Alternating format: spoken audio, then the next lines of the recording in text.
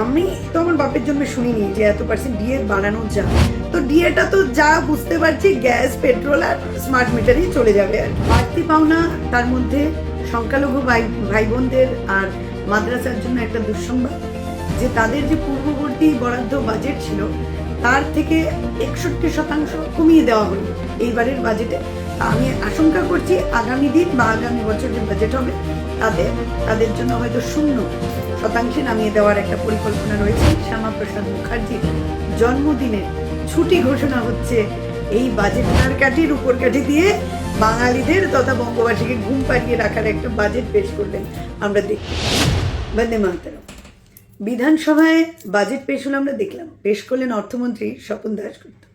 ওই বাংলা গানের কলিটি মনে পড়েছে গেল, স্বপন যদি মধুর এমন হোক সে মিছে কল্পনা, জাগিও না আমায় জাগিও না। কোথাও একটা মনে হচ্ছে বিধানসভা থেকে বলতে চাইছে বঙ্গবাসী তোমরা জাগিও না জাগিও না, ঘুমাইতে থাকো।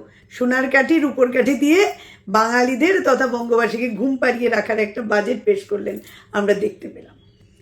এমন একটা বাজেট, সেটা কতদূর বাস্তবায়িত হবে তা জানি না। পূর্ণাঙ্গ নয়, শুধুমাত্র 8 মাসের একটা বাজেট। ভালো কথা।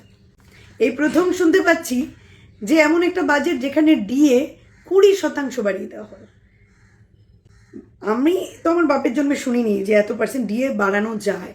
তো যাই হোক, 38% ডিএ পাবে সরকারি কর্মচারীরা। আমরা সত্যিই খুশি। কিন্তু আমি জানতে চাইছি যে গৌরী সেনটিকে, যে আজকে উনি বলছেন যে 4,38,000 কোটির ও বেশি বাজেট নাকি ঘোষণা করা হয়েছে। তো ভালো কথা। এতদিন জানতাম যে সরকারটা ছিল, সেই সরকারটা দেউলিয়া হয়ে এসছে শুনেছি। মাথার উপর ঋণের বোঝা, সেটা আমরা সব বাঙালিরা জানি। কিন্তু আজকে ওই যে এত টাকার হিসেব অঙ্ক কষে বলল, তো আমি একটু পিছনে যাচ্ছি, একটু ইতিহাসে যাচ্ছি। ইতিহাস আমাদেরকে বলে যে কোনো একটা সময় প্রতিশ্রুতি দিয়েছিল 15 লাখের, যেটা আমাদের এখনো মাথায় টুপিটা পরে আছে, 15 লাখি টুপি।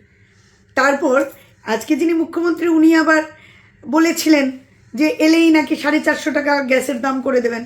উনি বলেছিলেন 2 টাকা ইউনিট বিদ্যুৎ দেবেন।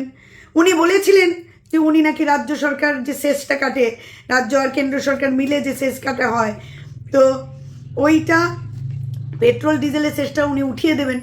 কই দেখলাম কখনো 3 টাকা বেড়ে যাচ্ছে, কখনো দেখছি 40 টাকা, 50 টাকা, 60 টাকা বেড়ে যাচ্ছে গ্যাসের দাম, আর স্মার্ট মিটারের ঘোষণা করে দিচ্ছে।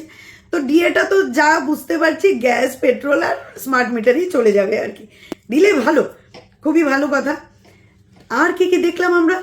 আর দেখলাম যে চাকরি দেবেন, খুব ভালো কথা। আউটসোর্সিং করবেন, বুঝতে পারছি যে 1 লক্ষ শূন্যস্থান পূরণ করতে চলেছেন। আচ্ছা, একটা জায়গায় আমি কোথাও বুঝতে পারছি না যে কি উচ্চ শিক্ষায় মেয়েদেরকে, অবিবাহিত মেয়েদেরকে 50,000 টাকা মানে এককালীন দেওয়া হবে। তো উচ্চ শিক্ষার স্ল্যাবটা ঠিক বুঝিয়ে যদি দিতেন ভালো হতো, কারণ সেটা পোস্ট গ্র্যাজুয়েটের পরে না পিএইচডির পরে, সেটা বললে একটু ক্লিয়ার করলে বেটার হতো। তাছাড়াও আমরা বিভিন্ন জিনিস দেখলাম। তবে বাজেট যেটা পেশ হলো এবং তার মধ্যে যা যা পরিকল্পনা ওনারা নিলেন, যে কোথাও এয়ারপোর্ট হবে মালদা, পুরুলিয়ার মতো জায়গায়, কোথাও বা মেট্রো স্টেশন হবে।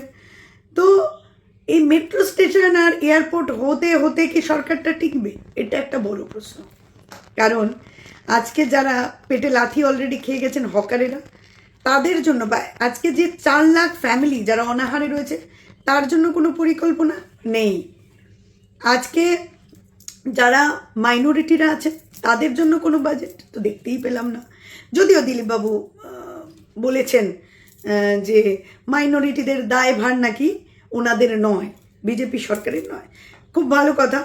তাহলে জানি না যে ওরা কোন ইয়েতে বলছেন যে আমাদের যে সংবিধান তো বলে যে যে মুখ্যমন্ত্রী হয় বা যারা এমএলএ এমপি হয় তারা সর্বধর্ম মানে সমন্বয়েই ওরা প্রতিনিধিত্ব করেন।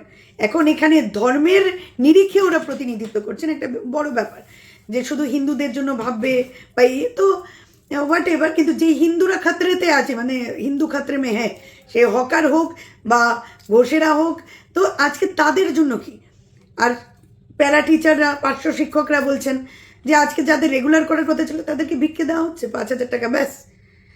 আমার বক্তব্যটা হলো, এখানে চিংড়িঘাটার কথা বলা হচ্ছে, চিংড়িঘাটাতে নাকি এলিভেটেড করিডোর করা হবে।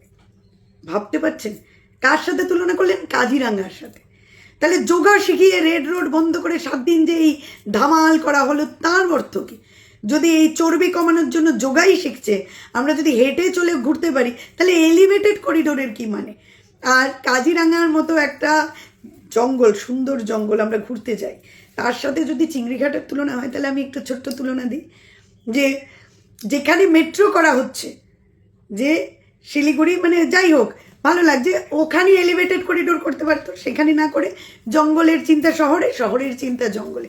বাহ, বেশ ভালো। তো এইমস হবে, IIT হবে। আমি রামের কাছে প্রার্থনা করব যাতে এইগুলো হওয়া পর্যন্ত এই সরকারটা টিকে যায়। কারণ কি, আমি যতদূর বুঝি সেদ্ধ ডিমও রেডি হচ্ছে। হ্যাঁ, কারণ কি, এরা যে কালচার শুরু করেছে এখানে, এগ্রিকালচার, আমি জানি না, তবে বাজেট যেইভাবে ওনারা পরিকল্পনা করছেন, অন্নপূর্ণা ভাণ্ডার, আজকে যেই পরিবারের মা অন্নপূর্ণা ভাণ্ডার পাবে, সেই পরিবারের ছেলে তো ভাতা পাবে না, ওই যুব ভাতা যা যা বাজেটে আছে সেটাও দেখেছি। তো আরেকটু যদি ক্লিয়ারলি ওনারা বলতেন। আর 8 মাস সর্বোপরি, শেষে বলছি যে অক্টোবর থেকে বাজেট বলছে যে লাগু হবে, তাহলে অক্টোবর থেকে বাজেট হলে তো অক্টোবরে পেশ করলেই পারতেন। তো 8 মাস কী করে হচ্ছে? অক্টোবর থেকে মার্চ অবধি তো 8 মাস হচ্ছে না, তাহলে অক্টোবর, নভেম্বর, ডিসেম্বর, জানুয়ারি, ফেব্রুয়ারি, মার্চ, এপ্রিল, মে অবধি চলে যাচ্ছে 8 মাস। তো এই জায়গাগুলো আমার মনে হয় মুখ্যমন্ত্রীকে পেটে বিদ্যে নিয়ে যদি একটু আমাদেরকে স্পষ্টভাবে বলে দেন, তাহলে আর একটু আমরা সমৃদ্ধ হই। বাড়তি পাওনা, তার মধ্যে সংখ্যালঘু ভাই বোনদের আর মাদ্রাসার জন্য একটা দুঃসংবাদ, যে তাদের যে পূর্ববর্তী বরাদ্দ বাজেট ছিল তার থেকে 61% কমিয়ে দেওয়া হলো এইবারের বাজেটে। তো আমি আশঙ্কা করছি আগামী দিন বা আগামী বছর যে বাজেট হবে তাতে তাদের জন্য হয়তো 0% নামিয়ে দেওয়ার একটা পরিকল্পনা রয়েছে। এবং আর সবচাইতে হাস্যকর পাওনা যেটা আমাদের এই বাজেটে, সেটা হলো 1942 সালের ভারত ছাড়ো আন্দোলনকে যেই ব্যক্তিটি অর্থহীন একটা নাশকতা এবং উচ্ছৃঙ্খল তকমা দিয়েছিলেন, যেই ব্যক্তি যে স্বাধীনতার সংগ্রামের জন্য এইরকম মন্তব্য করেছিলেন, সেই শ্যামাপ্রসাদ মুখার্জির জন্মদিনের ছুটি ঘোষণা হচ্ছে এই বাজেটে। এর থেকে কালো দিন আমার মনে হয় না যে ভারতবর্ষের জন্য আর কিছু হতে পারে। জয় হিন্দ, বন্দে মাতরম। জাতীয় কংগ্রেস জিন্দাবাদ।